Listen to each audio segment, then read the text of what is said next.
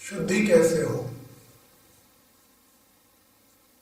हम क्या है, हम शरीर हैं, हम शरीर हैं, शरीर के साथ मस्तिष्क है, मस्तिष्क का अर्थ हुआ हम विचार है, मस्तिष्क क्या है, विचार। हम शरीर हैं, हम विचार हैं, और फिर हम भावनाएं हैं, अर्थात हम भाव हैं। 3 चरण मैंने बताए, शरीर, विचार और भावना, बॉडी, माइंड एंड इमोशन, या बॉडी, थॉट एंड इमोशन। तो 3 चीजें हो गई। अब जो शरीर है, सबकी शुद्धि हम करते हैं।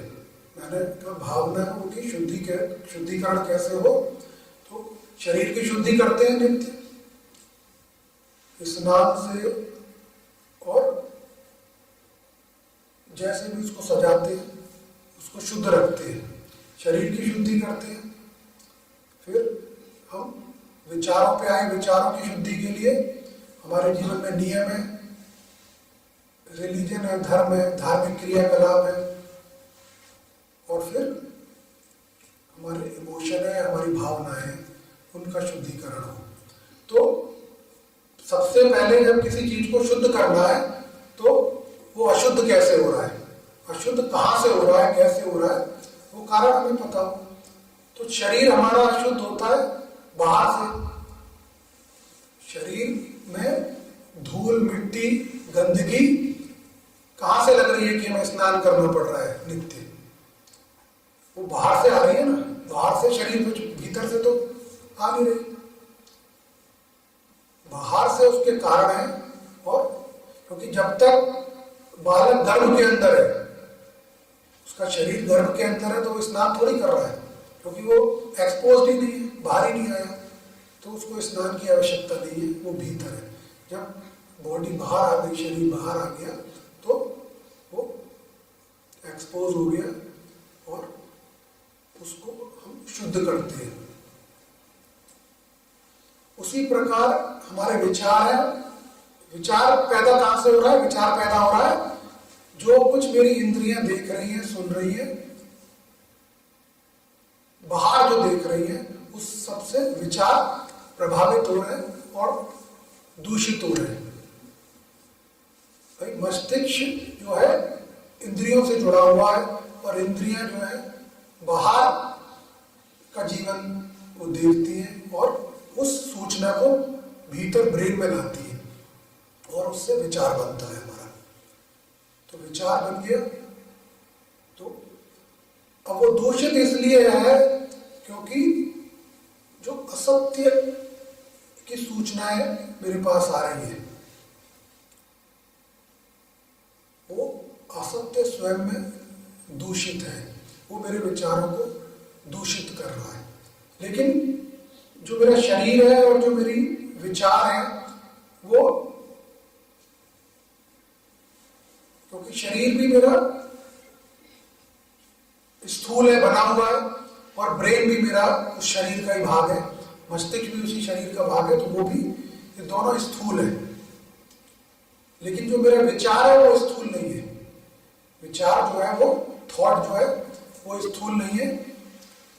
लेकिन विचार जो है वो एक सा बना नहीं रहता, विचार बदलते रहते हैं, निरंतर बदलते रहते हैं, नई सूचना आएगी, वो नया विचार लेके आएगी, वो निरंतर बदलता रहता है।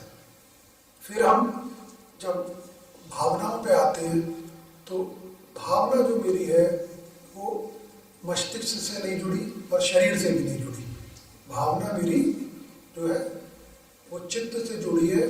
तो वो हम कहते हैं, चित्त को हम कहते हैं कॉन्शियस, माई कॉन्शियस।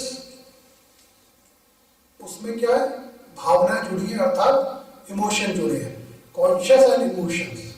जैसे ब्रेन एंड थॉट्स, ऐसे ही कॉन्शियस एंड इमोशन। तो इमोशन जो मेरे हैं वो बाहर से नहीं आ रहे, इमोशन भीतर से आते हैं, क्योंकि ब्रेन भी फिजिकल बॉडी का पार्ट था और बॉडी भी फिजिकल थी, लेकिन जो मेरा चित्त है, जो मेरा कॉन्शियस है, वो बॉडी में नहीं है, ब्रेन की तरह नहीं है जो देखा जा सके। चित्त को देखा नहीं जा सकता, वो आध्यात्मिक शरीर का भाग है। तो इमोशंस जो है, मेरी भावना जो है, वो वहां से प्रकट हो रहे हैं, वहां से ड्राइव हो रहे हैं, और उन भावनाओं को शुद्ध करने की क्रिया है क्रिया योग या कुंडलिनी जागरण की क्रिया जो हम करते हैं। अब मुझे जीवन में आवश्यकता क्या है कि मैं भावनाओं को शुद्ध करूं। यहां हर आयु का व्यक्ति बैठा है, छोटी आयु से लेकर वृद्ध आयु तक। अब हर आयु का जो है कुछ एस्पिरेशन होते हैं, कुछ लक्ष्य होता है, कुछ महत्वाकांक्षाएं, एम्बिशंस होती हैं, वो हर आयु में समान नहीं है। जो कम आयु वाला है उसको भी बहुत कुछ करना है, अचीव करना है, उसकी एस्पिरेशन है, उसका लक्ष्य है, लेकिन जो बहुत ज्यादा आयु में वो सब स्थिति से निकल चुका है, उसको पार कर चुका है। तो आध्यात्मिक जीवन में मैं हर आयु में कैसे लाभ उठा सकता हूं। तो मैं हर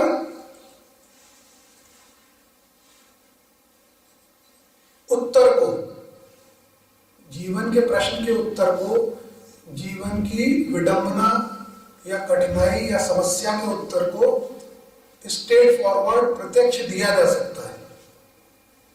तुम्हारी स्थिति को प्रत्यक्ष बदला जा सकता है कि तुमने प्रश्न पूछा और मैंने उसका उपाय सीधा बता दिया कि इसमें ऐसा कर लो, ऐसा कर सकते हो। लेकिन मैं ऐसा करता नहीं हूं। गुरु को ये करना नहीं चाहिए कि वो सीधा उपाय बता दे।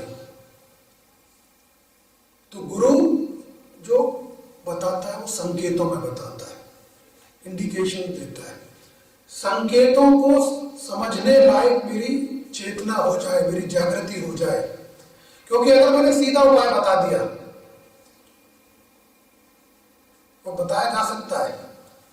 क्यों बताया जा सकता है? क्योंकि जब आप चेतना के किसी स्तर पे होंगे तो आपके पास उपाय होगा उसका।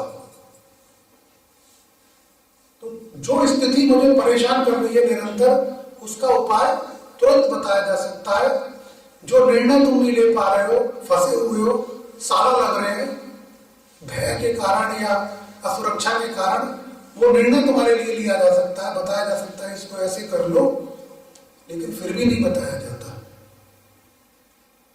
क्योंकि फिर हम बहुत सीमित हो जाएंगे, केवल हम वो उपाय खोजेंगे, इस चीज का उपाय मुझे मिल जाए, मेरा परिवर्तन नहीं होगा, मेरी स्थिति वो नहीं होगी कि मैं पूर्ण चैतन्य जागृत होकर स्वयं स्थितियों को संभाल सकूं और मैं संसार तक सीमित रह जाऊंगा। क्योंकि उपाय तो मुझे संसार के चाहिए ना, सांसारिक जीवन के निर्णय, सांसारिक समस्याओं के उपाय, जहां पर मैं फंसा हुआ हूं वहां से कैसे निकलूं, ये सारे मुझे, मेरे प्रश्न जो है वो सांसारिक है, मैं वहीं तक सीमित हो जाऊंगा।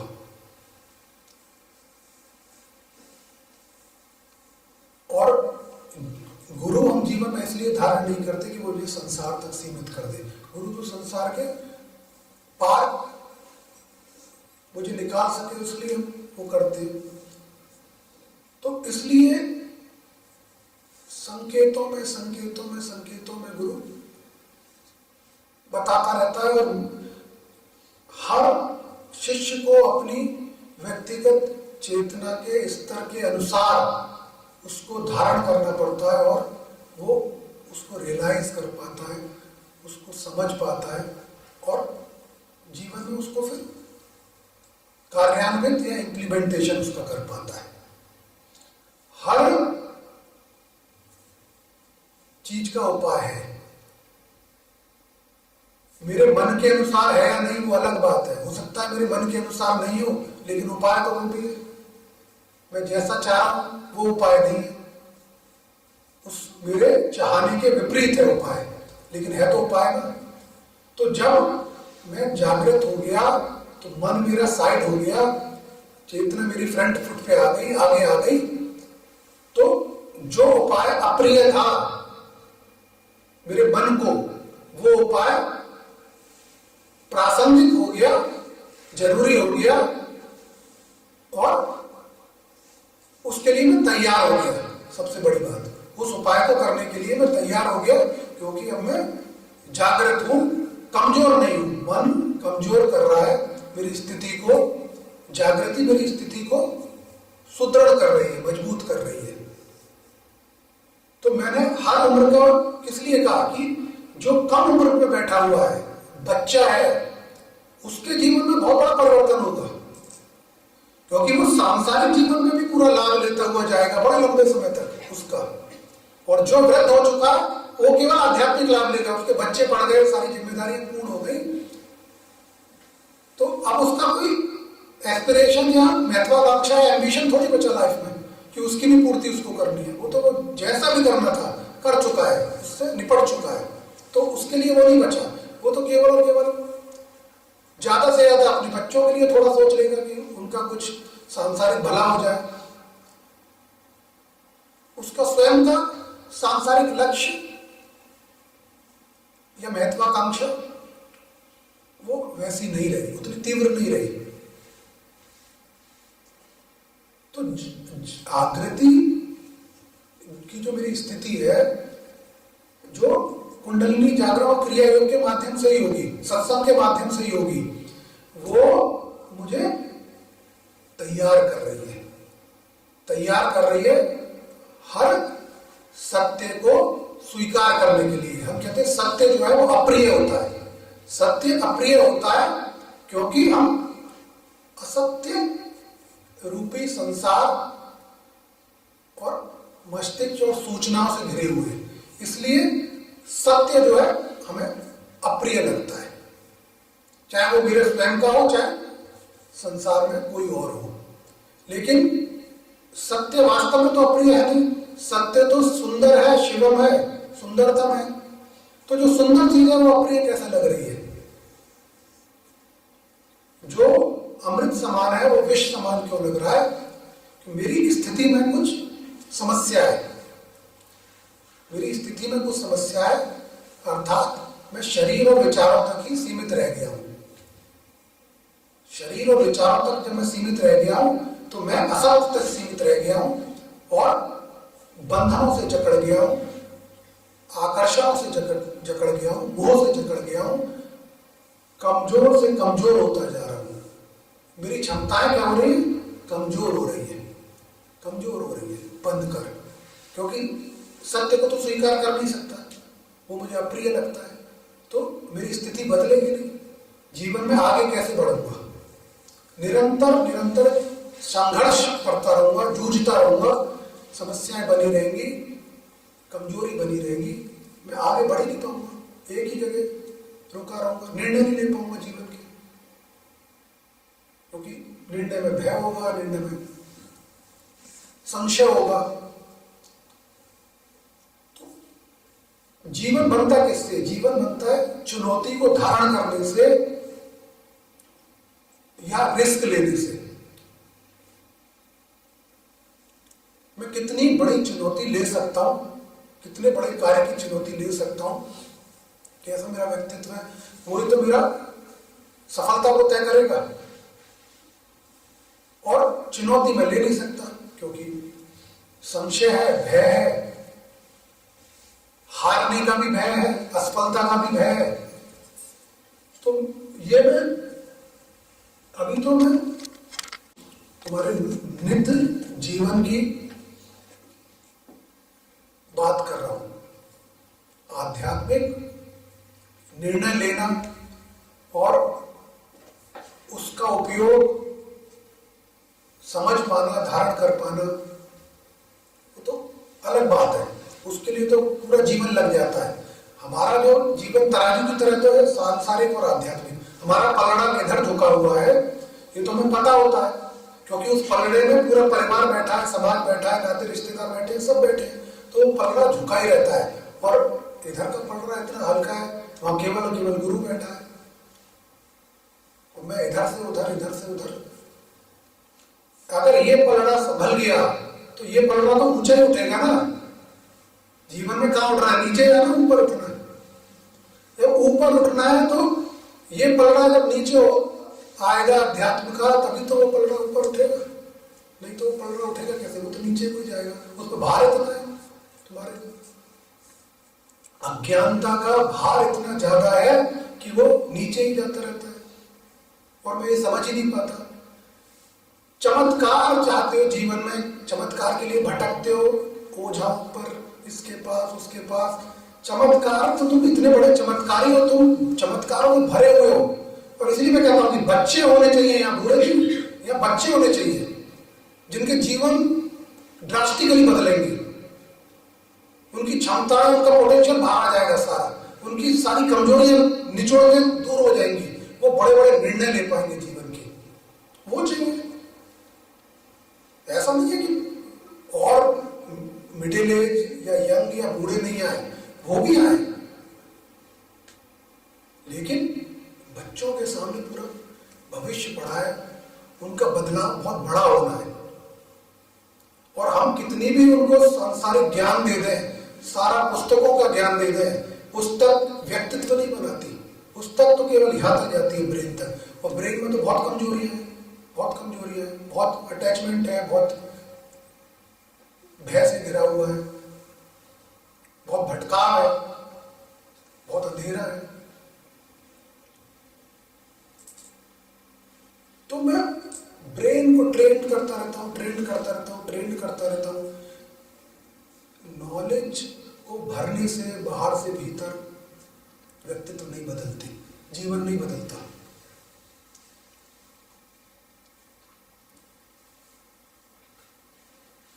जीवन प्रकाश से बदलता है, अध्यात्म से बदलता है। तो उसका मूल्य मैं कैसे जानूं? मैं स्ट्रेट फॉरवर्ड बता सकता हूं, मैं सीधे कह सकता हूं कि ये लाभ ऐसे ले लो, इसको ऐसे कर लो। फिर से कह रहा हूं कि कोई बच्चा कहे मुझे मैथ समझ में नहीं आती, तो भाई मैथ को पढ़ना क्यों है? जो तुझे समझ में आ रहा है वो कर, लेकिन उसको केवल उदाहरण के लिए बता रहा हूं। हम उसके पीछे पड़े रहेंगे, पीछे पड़े रहेंगे, उसको उसमें पारंगत वो बन ही नहीं सकता उसमें, क्योंकि बाकी लोग भी यही कर रहे हैं।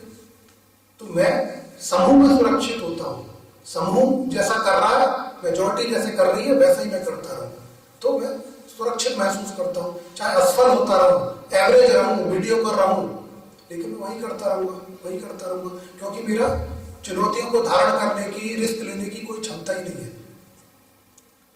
फिर बता रहा हूं, जीवन केवल रिस्क लेने से, चुनौती को लेने से बनेगा।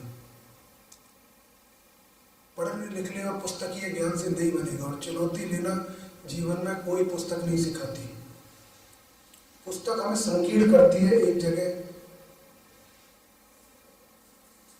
और जागृति हमें फैला देती है।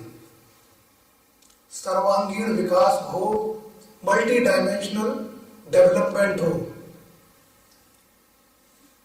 जीवन के अनेकों अनेकों अनेकों क्षेत्र हैं जो जहां मैं सफलता के नए आयाम लिख सकता हूं, जो मैं कभी सोचता ही नहीं, मुझे पता ही नहीं है, मैं तो अनुसरण कर रहा हूं। अनुसरण करने वाला अर्थात जो पहले से रास्ते बना दिए गए उन पे चल रहा है, और जो रास्ते पहले से बना दिए गए वो संघर्ष के रास्ते हैं। मैं संघर्ष क्यों करता हूं? क्योंकि मैं उसी रास्ते पे चलता हूं, क्योंकि मैं सेफ फील करता हूं, सुरक्षित महसूस करता हूं रास्ते में। अपना रास्ता बना नहीं सकता क्योंकि भय लगता है, चुनौती है उसमें। नया रास्ता बनाने में चुनौती है ना, रिस्क है उसमें, तो मैं बनाना ही नहीं चाहता। तो संभावनाओं, अपॉर्चुनिटीज की कोई कमी नहीं है, और हर व्यक्ति के अंदर अथाह क्षमता और पोटेंशियल है। जागना है, बस जागने की देर है मेरी। सोते सोते पूरा जीवन में निकाल देता हूं, अपनी क्षमता ही नहीं पता लग पाती।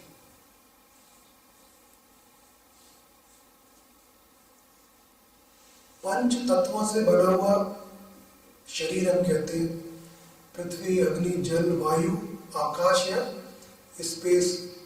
5 तत्वों से बना हुआ शरीर हम कहते हैं, और ये 5 तत्व विद्यमान है तुम्हारे चारों तरफ। पृथ्वी पर बैठे हो, हवा में सांस ले रहे हो, आकाश तुम्हारे ऊपर है, जल समुद्र में भरा हुआ है, सूर्य से अग्नि या ऊर्जा मिल रही है, या अग्नि तुम्हें भोजन दे रही है। तो जो इतना विराट है, अब आकाश कितना विराट है, सूर्य कितना विराट है, पृथ्वी कितनी विराट है, वायु हर जगह कितनी विराट है, और उस सारी विराटता को इस शरीर के अंदर समेटे हुए हैं। तो वायु की शक्ति कितनी है, सूर्य की शक्ति कितनी है, आकाश की शक्ति कितनी है, जल की शक्ति कितनी है, सागर की कोई सीमा है उसकी? और मेरी शक्ति क्यों नहीं है? फिर मेरे में शक्ति नहीं है, और 5 तत्वों को लेके बैठा हुआ अपने अंदर। इसका अर्थ है कि इन सारी विराट शक्तियों की शक्ति मेरे अंदर है, लेकिन जागृति नहीं है, भूला हुआ, सो रहा हूं।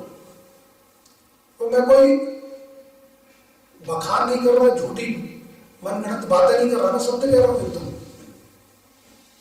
इतनी शक्ति इन सब तत्वों की मेरे भीतर है।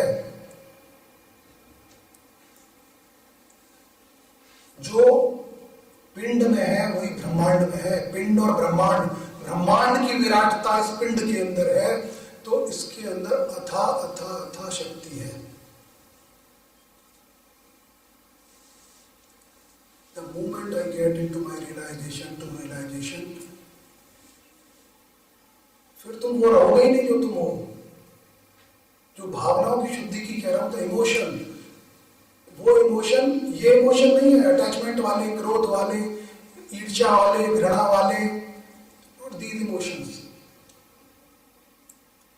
ये जो सारे इमोशन हैं जो आज डिस्टर्ब करते हैं, मेरी पर्सनैलिटी इतनी विराट, इतनी बड़ी हो जाती है कि सामने वाला मुझसे ईर्ष्या कर रहा है, सामने वाला मुझ पे क्रोध कर रहा है, तो मैं अंदर ही अंदर मुस्कुरा रहा होता हूं, क्योंकि बहुत सहज हो जाता हूं मैं इन सारी चीजों से। व्यक्तित्व मेरा, उसकी विराटता का मुझे पता लग जाता है। तो जो चीजें मुझे कमजोर करती है, व्यथित करती है, परेशान करती है, जो मेरे लिए समस्या है, व्याकुलता है, कमजोरियां है, वो नष्ट हो गई, वो गौण हो गई, वो उनकी तीव्रता बहुत मध्यम हो गई, नगण्य हो गई। तो अपने आप ही जो मनुष्य है वो स्ट्रॉन्ग इमोशंस में आ गया, प्योर इमोशंस में आ गया, सत्य के इमोशंस में आ गया। इमोशन 3 स्टेजेस से गुजरते हैं, जो क्रियाओं के कोर्स में बताता हूं। तमस से गुजरते, रजस से गुजरते, और सत्य में आके स्थित होते हैं। तो अगर मेरा चित्त, मेरा मन, विचार, मस्तिष्क तमस में बना रहेगा, तो मैं भयभीत ही रहूंगा, मैं अक्षम रहूंगा, अनिर्णय की स्थिति में रहूंगा, असफल रहूंगा।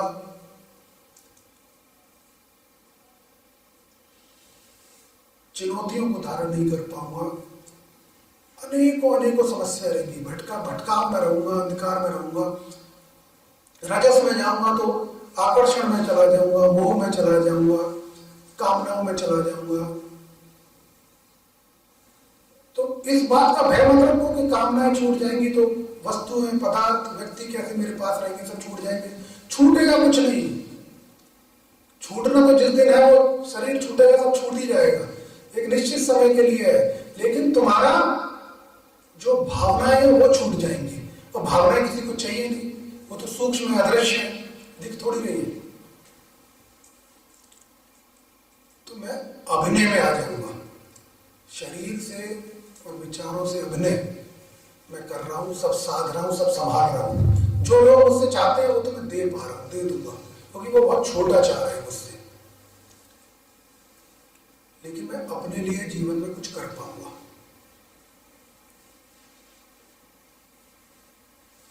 सत्य का भय, सत्य का अप्रिय होना इसीलिए है क्योंकि वो प्रत्यक्ष दिखा देता है हर चीज, डर लगता है। अगर मेरा जो चेहरा है वो देखने में डरावना है तो मैं उसको छुपाता हूं, उसको कुछ ना कुछ अलंकार, मेकअप जो भी लगाऊंगा कि वो सुंदर दिखे। तो क्योंकि जो सत्य था वो अप्रिय था, प्रिय नहीं लग रहा था, तो उसको प्रिय बनाने के लिए असत्य से ढक लिया। तो ये केवल एक उदाहरण है, मैं पूरे जीवन को असत्य से ढक लेता हूं कि सत्य प्रकट ना हो जाए।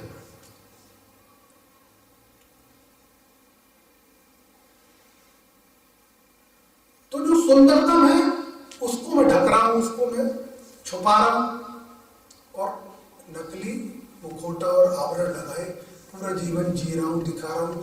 मेरा भय समाप्त हो जाएगा कि कोई मेरे लिए क्या सोच रहा है, क्या कह रहा है, क्या सुन रहा है, क्या ईर्ष्या रख रहा है, क्या क्रोध कर रहा है, क्योंकि मेरा व्यक्तित्व तो बहुत ऊपर से चीजें देख रहा है, बहुत ऊपर से उन चीजों को देख रहा है, उन चीजों में वह है नहीं, भावनाएं कहीं और पहुंच गई, सत्व में पहुंच गई। अब वो ना रजस में रही, ना तमो में रही, वो अब मैं तमतमाता नहीं हूं, जल क्रोध में, ईर्ष्या में जलता नहीं हूं,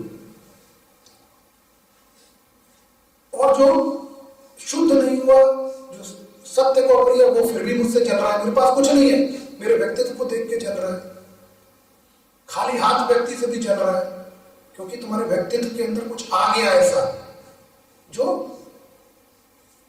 अज्ञानी है, उसकी जलन का कारण बन गया।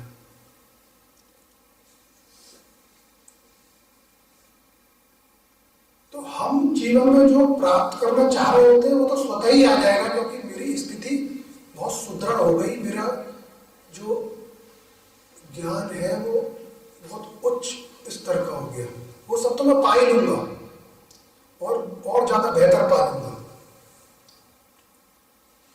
लेकिन वहां पर रुक नहीं जाऊंगा, वहां पर समाप्त नहीं हो जाऊंगा।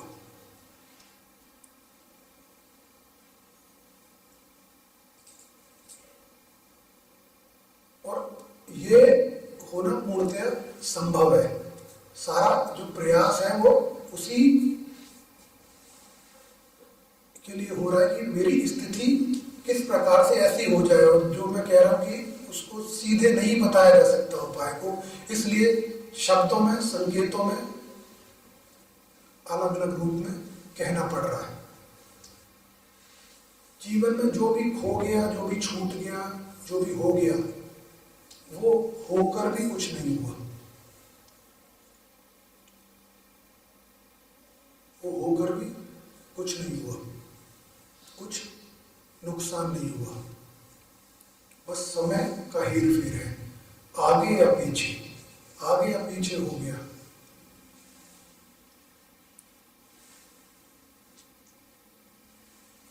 लेकिन अगर मेरे पास अभी भी प्राण है, जीवन है, तो बहुत बड़ा खजाना जो है मुझे प्राप्त हो सकता है। तो जीवन जो है वो संघर्ष या स्ट्रगल नहीं है, वो आर्टिफिशियली संघर्ष बना हुआ है, क्योंकि जैसी दिशा मुझे दी जाएगी, जैसा मुझे सिखाया जाएगा, जिस भीड़ में मैं रहूंगा, अनुसरण करूंगा, वैसा ही मेरा व्यवहार और चिंतन हो जाएगा, वैसा ही मेरा व्यवहार और चिंतन हो जाएगा। तो जितनी अधिकतम सफलता उस भीड़ में किसी ने प्राप्त की होगी, उससे ज्यादा तो प्राप्त नहीं कर सकता, वही मेरा लक्ष्य हो सकता है, उससे अधिक नहीं हो सकता।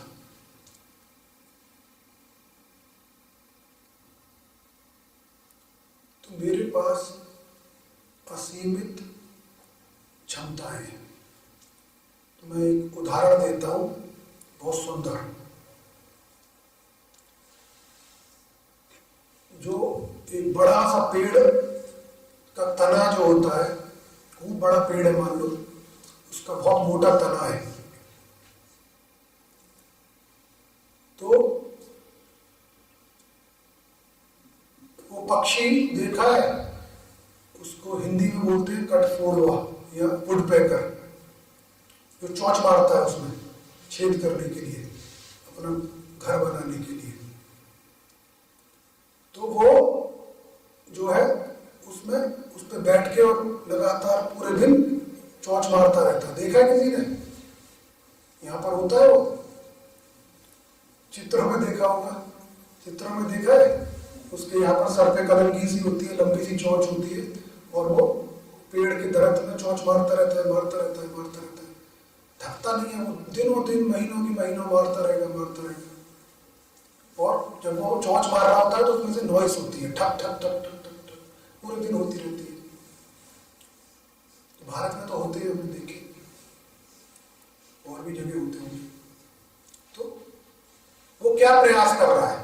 वो इतने सख्त मोटे पेड़ के तने को भेदने का प्रयास कर रहा है कि इसको भेद कर इसमें छेद बना लूं। तो उसका लक्ष्य है उसका भेदन कर देना, उसको उसमें छेद बना लेना। अब इसी दरख्त में जिस पर वो बैठ के ये काम करने में लगा हुआ है, दीमक जानते हो ना, टर्माइट, वो घुस गई कहीं से। तो ये महीनों लगा रहेगा, महीनों लगा रहेगा, और सबको डिस्टर्ब करेगा, नॉइस करेगा, और इतना बड़ा छेद बनाएगा। और जो दीमक होती है वो अंदर घुस जाती है, बाहर से कुछ नहीं पता लगेगा क्या हो रहा है, सबको दिख रहा है पेड़ उतना ही हेल्दी है, वही उसका तना है, सब कुछ है, कुछ नहीं पता लगेगा। लेकिन अंदर ही अंदर, अंदर ही अंदर पूरा पेड़ खोखला कर देगी। दीमक कितनी छोटी होती है और वो पक्षी कितना बड़ा होता है, दोनों की साइज में कितना अंतर है। तो जो टर्माइट है उसने कोई नॉइज नहीं करी, कोई नॉइज नहीं, कुछ नहीं, लेकिन इतना बड़ा पूरा पेड़ एक दिन गिर जाएगा, पूरा खोखला कर दिया उसने। यही अध्यात्म है। In spirituality you act like a termite, not like a woodpecker.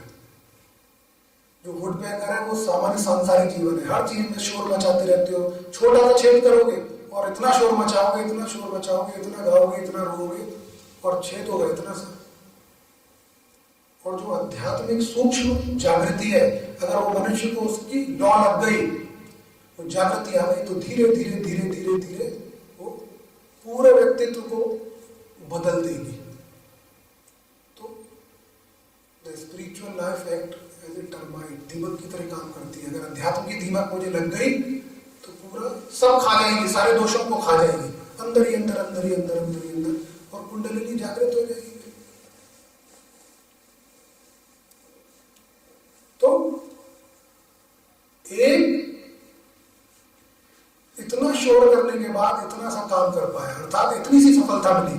सफलता मिली केवल एक इतने से छेद के बराबर, और उसको सफलता मिली, पूरा पेड़ गिरा दिया उसने, पूरा पेड़ खोखला कर दिया। तो दोनों की सफलताओं में अब कंपैरिजन कर लो, दोनों की सफलता में कितना बड़ा अंतर है। तो अध्यात्म बहुत सूक्ष्म रूप में काम करता है, बाहर शोर नहीं करेगा, किसी और को नजर नहीं आएगा कि तुम्हारे दरख्त में क्या परिवर्तन हो रहा है, तुम्हारे शरीर में क्या परिवर्तन हो रहा है, किसी को दिखेगा नहीं, किसी को नजर नहीं आएगा।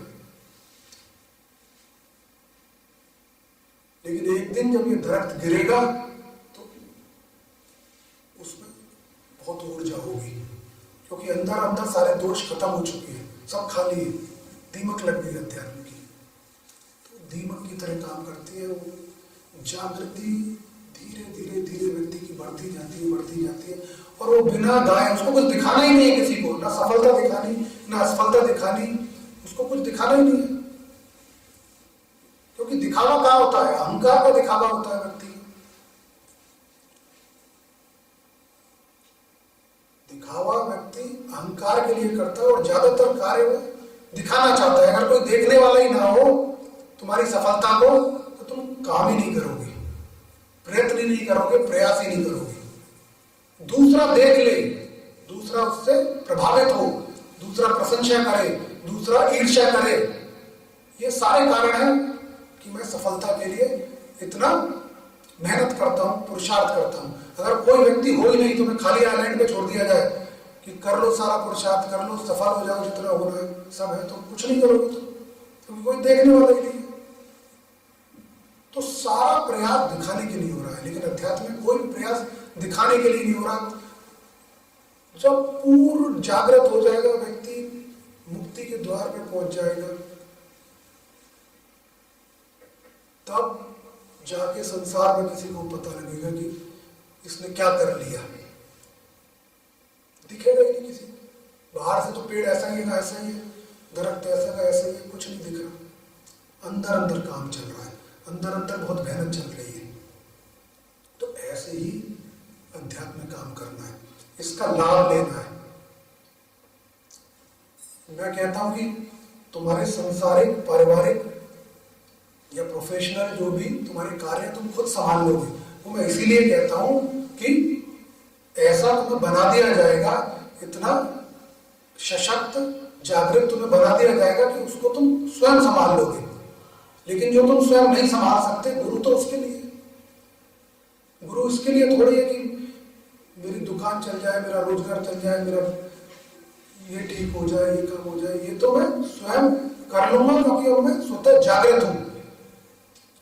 लेकिन जो मैं स्वयं नहीं कर पाऊंगा, उसके लिए गुरु है, जो मुझे सोने ना दे, मुझे सोने ना दे, मुझे जागृत करता रहे, मुझे जगाता रहे, मेरी कमजोरियों को बीन बीन कर, चुन चुन कर दूर करता रहे, मेरा आत्मविश्वास जगाता रहे, मुझे सशक्त, मजबूत करता रहे। जो मैं खो गया जीवन में या खो रहा हूं या छूट रहा है, उस चिंता से मुझे मुक्त रखे और भीतर ही भीतर, भीतर ही भीतर जागृति की लौ लगा दे। जागृत होता रहूं, जागृत होता रहूं, कोई शोर नहीं, पूर्ण शांति के साथ मेरा काम हो जाए, मेरा जीवन का काम हो जाए और जीवन की जो वास्तविक दिव्य सफलता है वो उसकी प्राप्ति कर लूंगा। तो कुछ भी मेरा सांसारिक छूटा थोड़ा इसमें, सांसारिक मेरा कुछ नहीं छूटा उसमें, वो मैंने बैलेंस कर लिया। बस तराजू का वो जो पलड़ा था, जो जीवन में असत्य की ओर झुका हुआ था, जो भारी था, असत्य हल्का हो गया, सत्य भारी और बैलेंस हो गया। तो संतुलन ही हर चीज में करना है, एक तरफा कुछ नहीं हो सकता। जीवन में संतुलन ही रखना है, चाहे वो मेरे संबंध हो, चाहे मेरा ज्ञान हो, चाहे मेरा कार्य हो, हर चीज में संतुलन ही चाहिए, केवल बैलेंस चाहिए। एक तरफा कुछ भी नहीं है, बैलेंस है, सब कुछ बैलेंस है। अगर पानी पानी हो जाए, अगर धूप ही धूप हो जाए तो कष्टकारी हो जाएगा ना। तो क्या है, प्रकृति भी खुद को क्या कर रही है, संतुलित कर रही है, बैलेंस कर रही है। तो संतुलन ही जीवन है, बैलेंस ही जीवन है। एक्सट्रीम कुछ भी नहीं है, और संतुलन को बनाए रखना ही कठिन हो जाता है बिना जागृति के। क्योंकि जो बायस्ड इमोशन है, जो दूषित भावनाएं हैं, वो एक तरफा होती है, वो सत्य को देखती नहीं हो, तो एक तरफा चलती है, इंटेंसिटी के साथ, तीव्रता के साथ। भावनाएं जब अंधी हो जाए, जब अंधी हो जाए तो अंधकार की ओर चलेंगे, अंधकार के हिसाब से चलेंगे। भावनाएं जब शुद्ध हो जाए तो प्रकाशित हो जाएंगी, तो बैलेंस हो जाएंगी, संतुलित हो जाएंगी।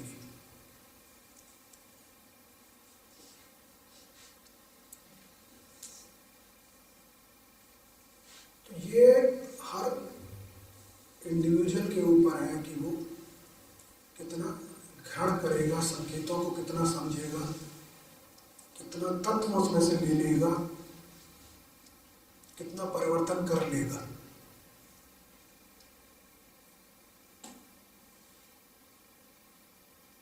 कितनी अपनी धारणाओं को, परसेप्शन को बदल लेगा। इस भय में हम ना रहे कि संसारिक कुछ छूट जाएगा, संबंधों में कुछ छूट जाएगा, पदार्थों में कुछ छूट जाएगा। ये तो तुम्हारे साथ साथ तुम्हारे पीछे पीछे आएंगे और ज्यादा आएंगे, लेकिन तुम्हारा स्वभाव परिवर्तित हो जाएगा, तुम्हारा जीवन की फिलॉसफी, दर्शन बदल जाएगा, उनको देखने का दृष्टिकोण बदल जाएगा, सफलता के मापदंड बदल जाएंगे।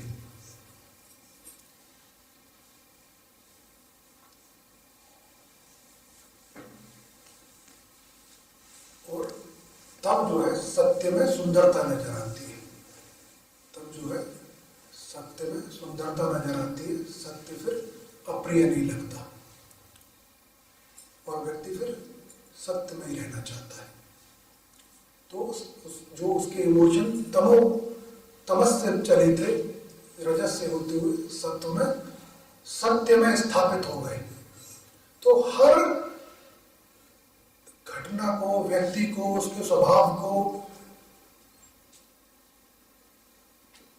सत्य की दृष्टि से देखना, ना कि अपने व्यक्तिगत दूषित भावना या बायस्ड इमोशन के साथ उसको देखना।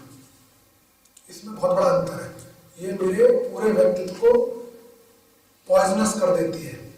एक भावना जब उठेगी ना तीव्रता के साथ, पूरे मन, मस्तिष्क, शरीर को विष से भर देगी। और वो विष कितने दिन लगाएगा कम होने में, मुझे पता नहीं होता। भावना चाहे भय की हो, भावना चाहे क्रोध की हो, भावना चाहे ईर्ष्या की हो,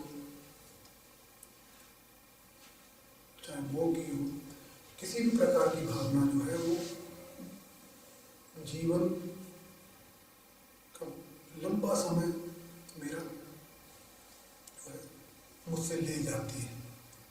मैं उस स्थिति से उसको देख ही नहीं पाता कि मैं शुद्ध भावना के साथ, सत्य की भावना के साथ जजमेंटल ना हो, कोई निर्णय किसी के बिहाव पर या उसके लिए ना लूं। मैं सत्य की भावना में तटस्थ होकर, न्यूट्रल होकर देख सकूं, तो मेरा पोटेंशियल बढ़ जाता है। जब उस स्थिति में आ जाता हूं तो मेरी क्षमताएं बढ़ जाती हैं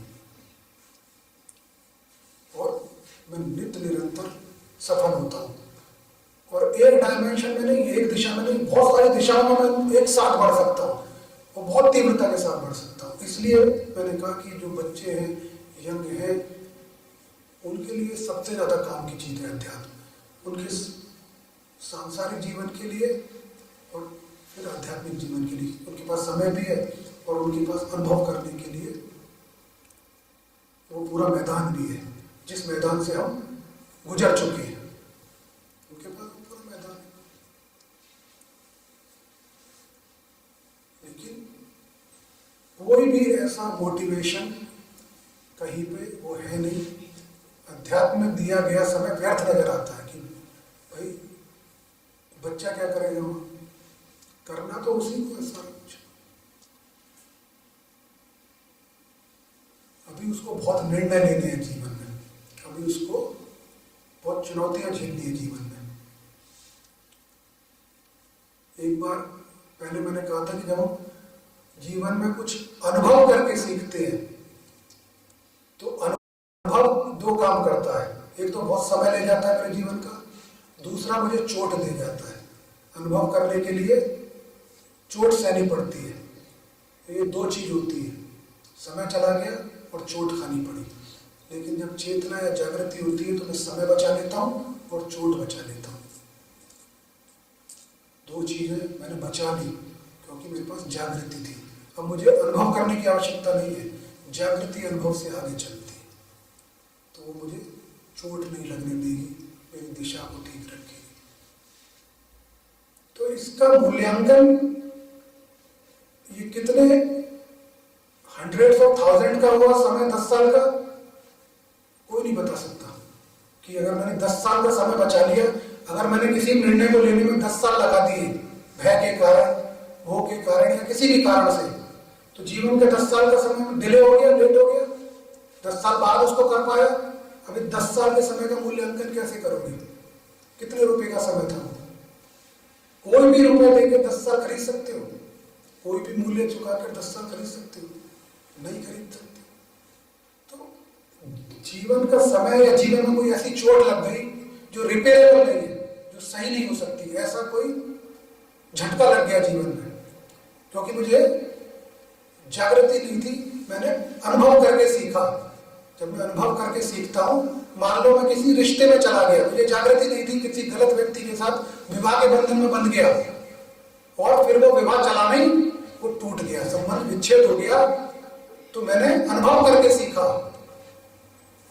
तो इमोशनल लॉस हुआ, जीवन का समय नष्ट हुआ, एक व्यक्ति के साथ जीवन आरंभ किया था वो सब नष्ट हो गया। और यही अगर जागृति होती तो मैं उस संबंध में जाने से पहले ही उस व्यक्ति को पहचान जाता, उसके स्वभाव को, उसके गुणों को, उसके दोषों को, सब कुछ मैं पहले ही पहचान जाता।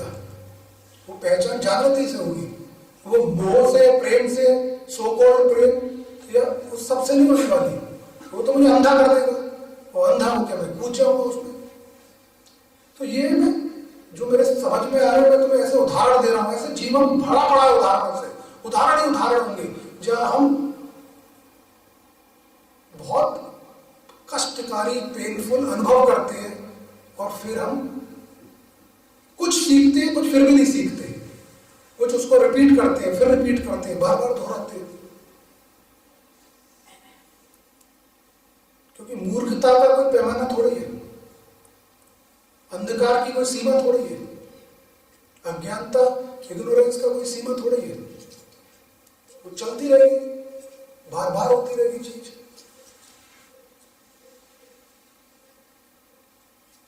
तो बहुत कुछ हम बचा सकते हैं, बहुत कुछ हम सहेज सकते हैं, जिसका मूल्यांकन या मूल्य नहीं लगाया जा सकता, कोई कीमत नहीं लगाई जा सकती। अमूल्य अमूल्य लाभ होता है, और जीवन में जितनी जल्दी हो जाएगा, जितनी जल्दी हो जाएगा उतनी जल्दी सुधार शुरू हो जाएगा, सुलझा हुआ व्यक्तित्व हो जाएगा, सॉर्टेड हो जाएगा, कहाँ चलना है, किस दिशा में जाना है, क्या निर्णय लेने हैं, क्या सही है, क्या गलत है, क्योंकि सत्य मेरे साथ हर कदम पे चल रहा है। और जहां जहां सत्य चलेगा वो उस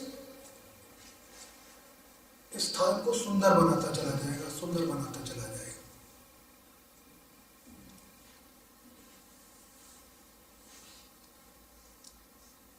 अगर मैं किसी व्यक्ति के दोषों को जानता हूं फिर भी प्रेम में हूं, अंधे प्रेम में, तो सत्य मुझे वो निर्णय नहीं लेने देगा, सत्य मुझे सत्य भाव में रखेगा और बचा ले जाएगा, और ऐसे जीवन की अनेकों अनेकों घटनाओं से बचा ले जाएगा।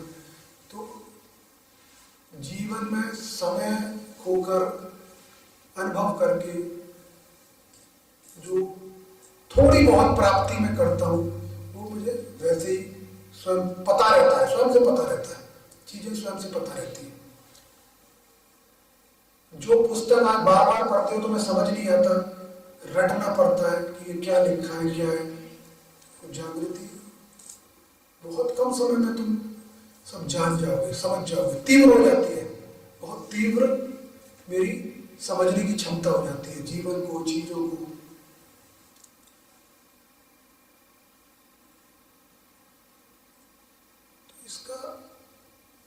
अमूल्य है, बहुत सुंदर है वो अवस्था को जीवन में होते हुए देखना, उस जागृति से गुजरना, उस बदलाव को देखना। और यही कुंडलिनी जागरण की अवस्था है, अलग अलग अवस्थाओं से गुजरती है कुंडलिनी और अपने पूर्ण सत्य तक पहुंचती है, उसमें निहित है। तो ये कहाँ हो रहा है ये जागरण? भीतर हो रहा है, पेड़ के तने के भीतर हो रहा है, बाहर से कुछ नहीं दिख रहा। मेरी जागृति भीतर भीतर हो रही है। तो मुझे संकेतों को पढ़ना है, संकेतों को समझना है और फिर अपनी जागृति का उपयोग करना है, जागृति को बढ़ाना है। क्योंकि सबके जीवन के निर्णय अलग है, सबके जीवन के कार्य, एस्पिरेशन, महत्वाकांक्षाएं सब अलग अलग है, सोच अलग अलग है। तो उसको वहां पर उसको अप्लाई कर लेना है, उसका उपयोग कर लेना है।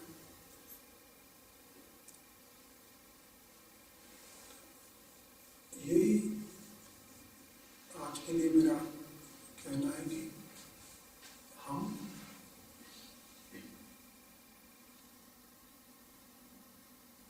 कैसे उसको धारण कर पाएंगे। मुझे नहीं पता कि कौन से शब्दों में ऐसे कौन से शब्द लाऊं, उनका निर्माण करूं कि हम उस चीज को ग्रहण कर लें, उस चीज को अनुभव कर लें। ऐसे कौन से शब्द से मैं कहूं। अलग अलग रूप में हर सत्संग में अलग अलग प्रकार से प्रयास करते हैं। तो वो गुरु होते देखना चाहता है, गुरु उसको शिष्य के अंदर देखना चाहता है, क्योंकि वही गुरु दे रहा है, केवल और कुछ नहीं दे रहा। वही गुरु दे रहा है और वही देखना चाहता है, और वही मेरी उन्नति का कारण बन जाएगा, कारक बन जाएगा। उन्नति मेरी आरंभ हो जाएगी, क्योंकि मैं कर्तव्य उसमें रहूंगा। जो उस मैंने कहा कर्तव्य, कर्म और परिणाम, परिणाम जो मैं डिजर्व करता हूं मुझे मिल जाएगा, जिसके लिए मैं बना हूं मुझे प्राप्त हो जाएगा। और किसी भी प्रकार के इमोशन में मैं हूं नहीं कि ऐसा ही होना चाहिए, यही मैं अपेक्षा कर रहा हूं। जीवन बहुत बदल जाएगा, मेरी चुनौतियों को लेने की, जोखिम लेने की क्षमता बहुत बढ़ जाएगी। जोखिम तो मुझे लेना ही पड़ेगा, जोखिम के बिना जीवन पार नहीं होने वाला, जोखिम मुझे लेना पड़ेगा। और ऐसा व्यक्तित्व जो जोखिम ले सके, वो बनने के लिए जागृति की शक्ति चाहिए, प्रकाश की शक्ति चाहिए, सत्य की भावना चाहिए, शुद्ध भावना चाहिए। मस्तिष्क तो भटकता रहेगा, नए नए भाव पैदा करेगा, नए नए विचार पैदा करेगा, स्थिर नहीं है। भाव स्थिर होता है, चित्त स्थिर होता है, कॉन्शियस स्थिर होता है, ब्रेन स्थिर नहीं होता, माइंड स्थिर नहीं होता, भटकता रहता है, भटकता रहता है। भटकाव में जीवन नष्ट हो जाता है, सरेंडर हो जाता है, समाप्त हो जाता है। भटकाव और अंधकार से बाहर आके प्रकाश और सत्य में आ जाऊं, जागृति करती है। और इसमें कुछ भी असत्य नहीं है, एक एक शब्द उसका सत्य है। एक एक शब्द का और जागृति का उपयोग, अनुभव जीवन में किया जा सकता है। इसका अनुभव और उपयोग जीवन में किया जा सकता है, साधारण सांसारिक पारिवारिक जीवन में भी, और आध्यात्मिक जीवन के लिए तो है ही। उसका मुख्य उद्देश्य तो आध्यात्मिक जीवन के लिए है, वो बना ही रहेगा, वो तो है ही। पर साधारण जीवन में भी उसका बहुत उपयोग हो सकता है, बहुत, और जीवन में बहुत सुधार हो सकता है, बहुत उन्नति हो सकती है, बहुत कुछ हो सकता है। मैं जो हूं वो मैं हूं नहीं, वास्तविकता तो ये है। मैं जो शीशे में स्वयं को देख रहा हूं, दर्पण में देख रहा हूं, मैं हूं ही नहीं। मैं तो बहुत ज्यादा क्षमताओं से युक्त, पोटेंशियल से युक्त हूं, लेकिन पेड़ के अंदर दिख नहीं रहा, तने के बाहर दिख नहीं रहा कि अंदर क्या है। तो शांत भाव से दीमक की तरह अपना कार्य करता रहूं, कोई शोर नहीं, कोई आवाज नहीं, जागृत हो रहा हूं, नित्य शुद्ध बुद्ध मुक्त हो रहा हूं। Each day I am getting purified, awaken and liberated. नित्य शुद्ध हो रहा हूं, नित्य जागृत हो रहा हूं, और नित्य ही मुक्त हो रहा हूं। मरने के बाद झटके से मुक्ति नहीं आएगी, मुक्ति उन दूषित भावनाओं से आएगी जब भाव सत्य में स्थिर हो जाएगा, चित्त सत्य में स्थिर हो जाएगा। तो यही जीवन जो है वो इसी जीवन में, इसी शरीर में रहते हुए मुक्त हो जाऊंगा। बस शरीर का मरण होगा, मुक्ति पहले ही आ जाएगी।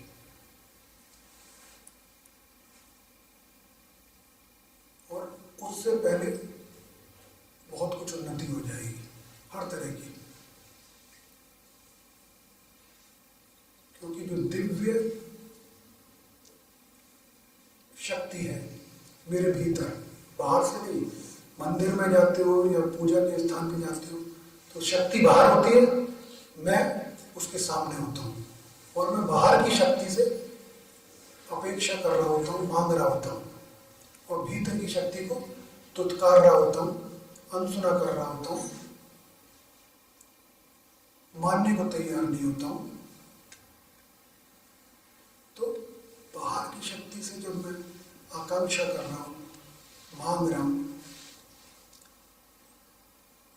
तो वो तो सत्य नहीं है। क्योंकि शक्ति जो है वो डायनामिक है, चलने वाली है, नित्य बदलने वाली है। लेकिन मूर्ति जो है वो स्थायी है, वो डायनामिक नहीं है, स्टैटिक है।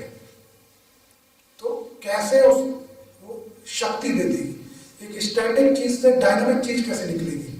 शक्ति अगर डायनामिक है और मूर्ति अगर स्टैटिक है तो डायनामिक चीज से डायनामिक चीज निकलेगी ना। तुम डायनामिक हो, तुम रुके हुए नहीं हो, तुम जड़ नहीं हो। जड़ता से चैतन्य उत्पन्न नहीं होगी, चैतन्य से चैतन्य उत्पन्न होगा। तुम चैतन्य हो, तुम जड़ नहीं हो। तो मेरी जो भी मांग है, आकांक्षा है, वो भीतर की शक्ति से पूर्ण हो जाएगी। क्योंकि वही मेरी जो शक्ति है, वही मेरा ट्रू पोटेंशियल है, वही मेरी वास्तविक क्षमता है, स्वतः पूरी हो जाएगी। जो उस शुद्ध भाव से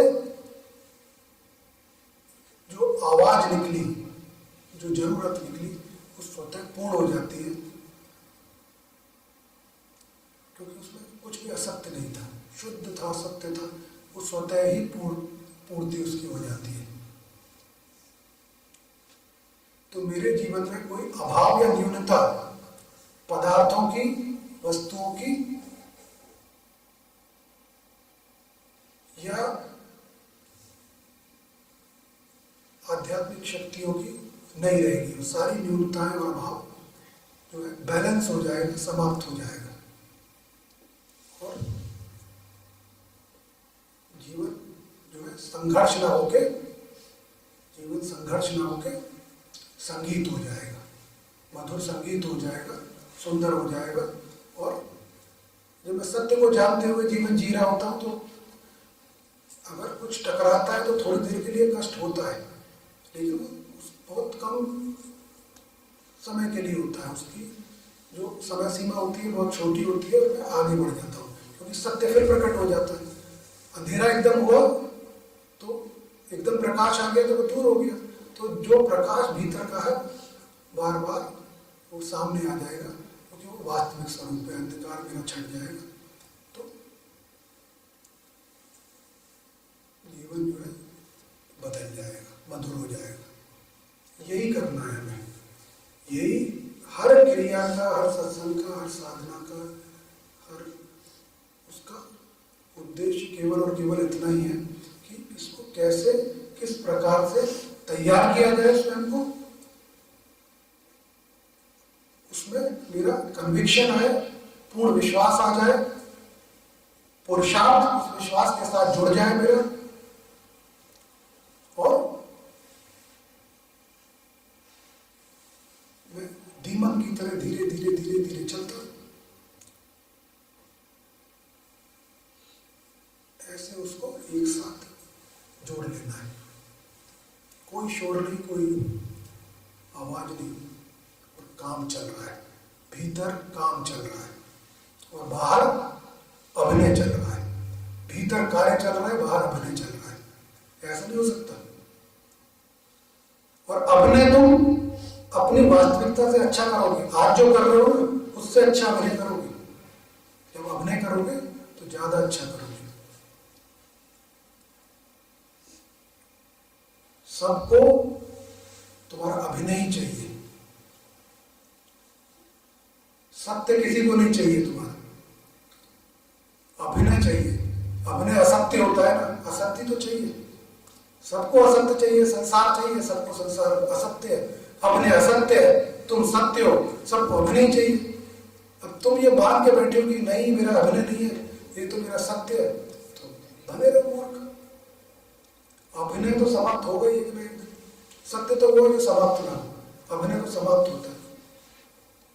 3 घंटे का अभिनय होता है, स्क्रीन पे से पिक्चर हट जाती है, समाप्त हो जाता है। ये थोड़ा लंबा अभिनय, ऐसा नहीं है कि कर नहीं सकते। जागृति चाहिए, जागृति बहुमूल्य है, अमूल्य है। यही चमत्कार है। हर व्यक्ति के साथ चमत्कार होना चाहिए, हर व्यक्ति के जीवन में चमत्कार होना चाहिए। बाहर से कोई चमत्कार नहीं करेगा। मैं भी तुम्हारे यहाँ चमत्कार नहीं कर सकता, मैं प्रेरणा दे सकता हूं, मैं मोटिवेट कर सकता हूं, प्रयास कर सकता हूं। चमत्कार तुम स्वयं करोगे। कोई दूसरा व्यक्ति किसी दूसरे व्यक्ति के लिए चमत्कार कर ही नहीं सकता। नहीं तो सब अपनी संतान को, अपने नाते रिश्तेदार को चमत्कार करके सब मुक्त नहीं कर देते, सब जागृत नहीं हो जाते। तुम्हारे चाहने से कोई जागृत हो जाएगा? तुम्हारा कितना भी प्रिय हो, तुमसे कितना भी प्रेम करता हो, तुम्हारे कहने चाहने से वो जागृत नहीं हो सकता, होगा ही नहीं। किसी के चाहने से वो चीज नहीं हो सकती। एक अवसर है गुरु के सामने बैठने का। हर व्यक्ति अकेला है और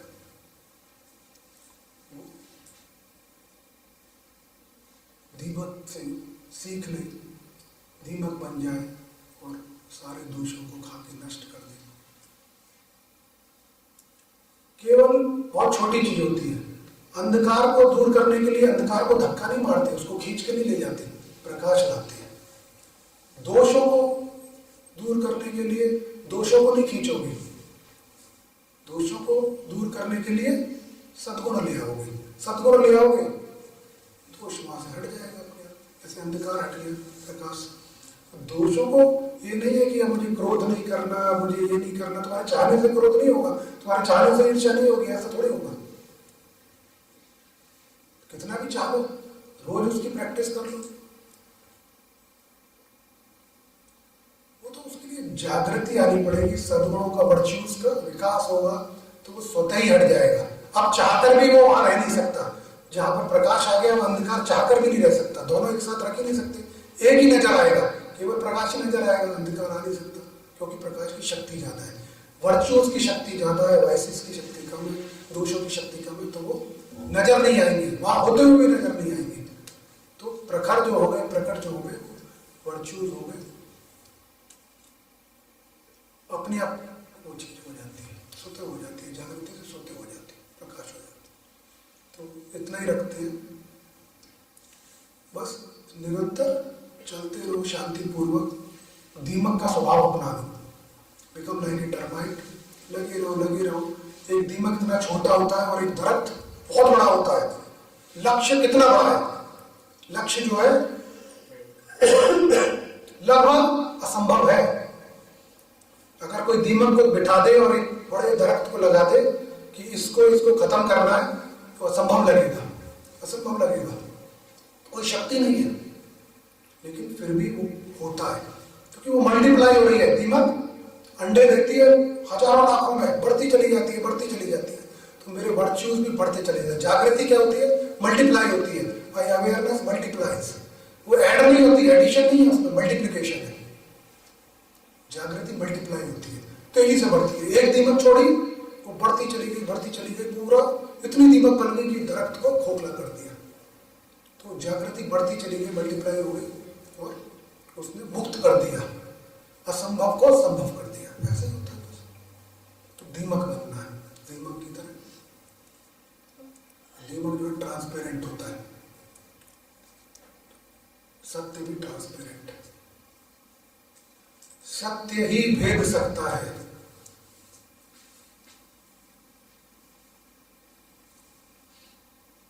तो आज जो है इस धारणा के साथ, इस कन्विक्शन और उसके साथ हम रहें। स्वतः होगा विकास, स्वतः होगा। मैं चाहूं कुछ नहीं, एक इच्छा कुछ नहीं रखूं, स्वतः होगा, एक क्षण में हो जाएगा।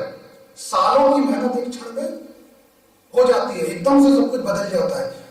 मुझे लगता है कि इतने सालों का बताया हुआ मैं आज समझा हूं, आज मेरे अंदर उतरा है, आज वो बह गया और पूरे व्यक्तित्व को ढक लिया। और नहीं तो वो मस्तिष्क में रखा रहा, उस दिन फूट गया और बह के पूरे व्यक्तित्व को ढक लिया, गीला हो गया। तो वो किसी क्षण में जाके होगा, व्यर्थ नहीं होगा, स्वतः होगा। मैं केवल प्रयास करता रहूंगा और थोड़ा थोड़ा परिवर्तित होता। यही अध्यात्म है, यही कुंडलिनी जागरण है, यही मुक्ति का मार्ग है, यही सत्य है, यही सुंदरतम है। और यही कभी ना कभी हमारे साथ होना है, हमें करना है।